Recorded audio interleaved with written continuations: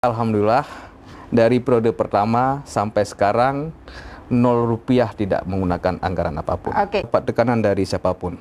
Ya, karena proses dalam seleksi KIP itu sangat transparan, ya, sangat transparan. Semua dipublish, semua tahapan itu terpublish dengan baik di semua media, dan prosesnya sangat transparan.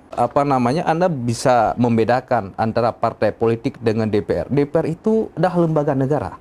Di sana tempat berkumpulnya beberapa partai politik yang mempunyai kursi. Jadi bukan satu, itu lembaga negara. Bergerak bersama karena KIP tidak bisa bergerak sendiri. Kami tidak bisa menyukseskan pemilu sendiri tanpa ada bantuan dari semua pihak. Khususnya misalnya dari teman-teman media. Untuk tingkatnya partisipasi pemilu itu sangat berperan, itulah teman-teman media.